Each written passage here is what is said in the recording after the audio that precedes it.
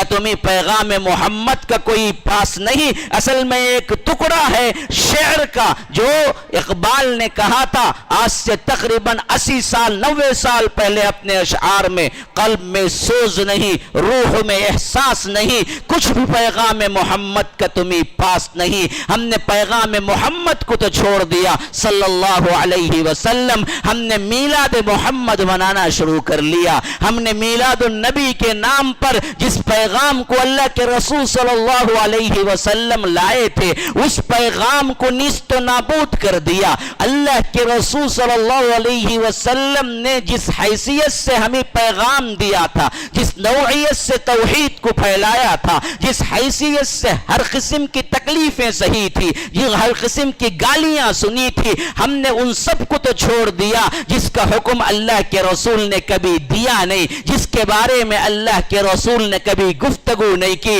جس کی سنت کے اعتبار سے کوئی دلیل نہیں ہے، جس کو کوئی صحابی نے کبھی نہیں منایا، جس کو کسی تابعی نے کبھی نہیں منایا، جس کو کسی ائمہ نے کبھی نہیں منایا، جس کو کسی بھی تابعین تابع التابعین تک کبھی کسی زمانے میں اس کا رواج ہی نہیں تھا۔ ان بدعتوں کو ایجاد کر کے ہم کہتے ہیں محبت رسول کی نشانی یہ ہے تو جلوس نکالو، میلاد کے وقت کھانے پکاؤ، مٹھائیاں بانٹو، ایک دوسرے کو مبارکباد دو۔ ان بدعتوں کے پیچھے پڑ گئے، جو سنتیں ہیں اس کو ہم نے چھوڑ دی، جو پیغام ہے اس کو ہم نے بھلا دیا۔ اسی پیغام کو یاد دہانی کے طور پر آج میں آپ کے سامنے کھڑا ہوا ہوں۔ لوگوں سنو، یہ میری اپنی بات نہیں ہے، یہ اللہ کے رسول کی بات ہے، یہ اللہ کی بات ہے۔ فرمایا کہ انی رسول اللہ الیکم جمیعا الذی لہ ملک السماوات والارض لا الہ الا هو یحیی و یمیت، نہیں ہے کوئی معبود سوائے اس کے، وہی ہے جو مارتا بھی ہے، وہی ہے جو جلاتا بھی ہے۔ اب کرنا کیا ہے؟ پیغام کیا ہے؟ کس کی طرف سے آئے ہیں؟ اتنا تعارف کے بعد پیغام دینا کیا مقصود ہے؟ پیغام یہ ہے کہ فآمنوا باللہ ورسولہ النبی الامی الذی یؤمن باللہ وکلماتہ واتبعوہ لعلکم تہتدون۔ یہ ہے پیغام محمد۔ کیا پیغام محمد ہے؟ پہلا حکم ملا کہ فآمنوا باللہ ورسولہ، تو پس تم ایمان لاؤ اللہ اور اس کے رسول پر۔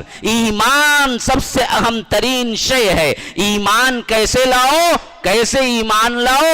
اللہ تبارک و تعالی کی توحید کے ساتھ محمد الرسول اللہ صلی اللہ علیہ وسلم کی اطاعت و اتباع کے ساتھ۔ ایمان کے دعوے دار تو بہت ہے میرے بھائیوں، ہر فرقہ اپنے آپ کو مسلمان ہی کہتا ہے اور ایمان کے دعوے کرتا ہے، لیکن ایمان کے دعوے کی جانچ دو چیزوں سے ہوگی۔ اللہ پر ایمان توحید کے بغیر قبول نہیں ہے۔ ایمان یہاں بھی ہے لیکن کہیں درگاہوں پہ سجدے بھی ہیں، نماز میں ایاک نعبد و ایاک نستعین تو پڑھتا ہے کہ ہم تیری ہی عبادت کرتے ہیں، تجھی سے مدد مانگتے ہیں، باہر نکل کے قبروں پہ بھی سجدہ کرتا ہے، یہاں کا نعبد وہاں کا نستعین بھی کہتا ہے، یہاں بھی جھکتا ہے وہاں بھی جھکتا ہے۔ ایسے ایمان کے رب العالمین کو کوئی ضرورت نہیں ہے۔ رب العالمین شرک کے ساتھ کوئی ایمان قبول نہیں کرتا ہے۔